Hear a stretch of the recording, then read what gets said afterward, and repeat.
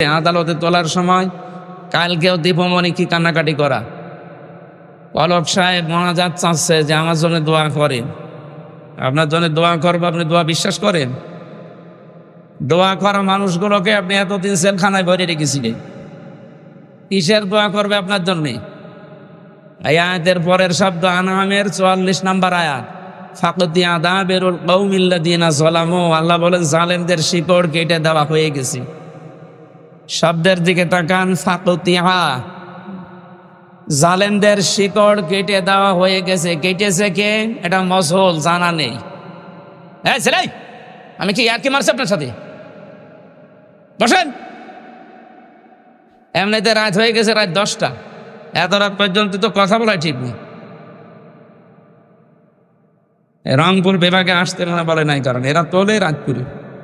কেন পাবনার চাইতে কি বড় মাহফিল এটা? এর চাইতে পাবনা দারুল আমানত আসতে 10 গুণ মানুষ হয়। 5.5 লাখ 6 লাখ মানুষ রিপোর্ট দিয়েছে এনএসআই। 5 লাখ 6 লাখ মানুষ যেখানে, এখানে তো 50,000 হবে না, এর চাইতে 10 গুণ হবে না। সেখানে কয় কোনো গ্যাঞ্জাম দেয়, মাগরিবের পর থেকে এশা পর্যন্ত একজন, এশার পরে 9:30টায় মাহফিল শেষ। তাতে মাহফিল হচ্ছে না? 27 বছর সাইদি সাহেব করেছে না, রাত 10টা ছাড়া মানুষ আসে না। মানুষ আসে না মানে আপনি সিস্টেম করে ফেলেছেন এটা। আর এসার পরে আমার পরে আবার 2 জন রেখেছে, মানে এই কমিটি কারা এরা? কোনোদিন দেয়নি এটা। আগামীতে কোনো জায়গায় অনুষ্ঠান দিলে রাত বেশি করা যাবে না ভাই, মানুষের অনেক কাজ আছে রাত্রে। আপনি এই তাই রাত 11টা 12টা পর্যন্ত করে শেষে তাহাজ্জুদ তো পড়বে না, ফজরের নামাজ তো আমার মনে হয় অনেকে পড়েই না। অনুষ্ঠানগুলো দেখে যদি মানুষ নামাজের দিকেই না আসে, আখেরাত ভিত্তিক জীবন গঠন না করে, তো এটা দিতে বলিস কে? খালি টাকা কালেকশনের জন্য। এই জন্য তো দুনিয়ার কিছু উন্নয়ন হচ্ছে, আমাদের আখেরাতের কিছু হচ্ছে না। আগামীতে কোনো জায়গায় রংপুর বিভাগের ভেতরে যদি নিয়ে আসেন, আমি হাতে পায়ে ধরে বলছি আমার সাথে কাউকে রাখবেন না, আর রাখলে ওকে মাগরিব থেকে এশা পর্যন্ত শেষ করে দেবে। এশার নামাজ যাই কয়টায় হোক, যদি 7:30টায় হয় আমার 8টায় তুলে দেব। তাফসীর করতে হলে 1-1.5 ঘন্টা সময় লাগে একটা আয়াতের উপরে। আপনারা মানে তোলেনি রাত 10টায়। আমারে ডাক্তার বলছে রাত 10টার ভেতরে ঘুমিয়ে পড়বেন। সেদিন দেখলেন না রংপুরে এসে কি অবস্থা হয়েছিল? মরেই তো গিয়েছিল। আমার মিনি স্ট্রোক হয়েছিল ঢাকায় পরীক্ষা করার পর, এই সাইডটা পুরো ড্যামেজ হয়ে গিয়েছিল। ডাক্তার বলছে আপনি ঘুমাবেন, রাত 10টার পরে জীবনও জেগে থাকবেন না, তাহলে কিন্তু আবার ওইরকম। এখন কি করবো বলেন? আপনাদের বারবার এসে বলছে আমরা রাত 9টা থেকে 9:30টায় তুলে দেবে। কালেকশনই শুরু করেননি। এসার পরে যদি 2 জন রাখবেন, তা আমারে নিয়ে আসলেন কেন? আমি ওখান থেকে বাড়ি চলে যেতাম।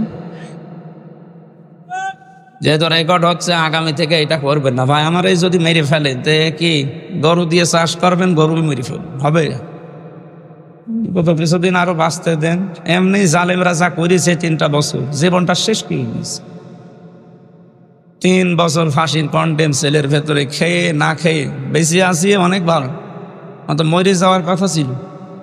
ওরা যা আচরণ করেছে, আর যে বৈষম্যের শিকার বানিয়ে রেখেছিল জেলখানার ভেতরে, এত কষ্ট মানুষকে দেবে। আমি তো কোনোদিন জেলে এর আগেও গেছি, ওই মনে হয়তো জেলে যাচ্ছি মামার বাড়ি যাচ্ছে, আর এবার জেলে যাচ্ছে জাহান্নামে যাচ্ছে।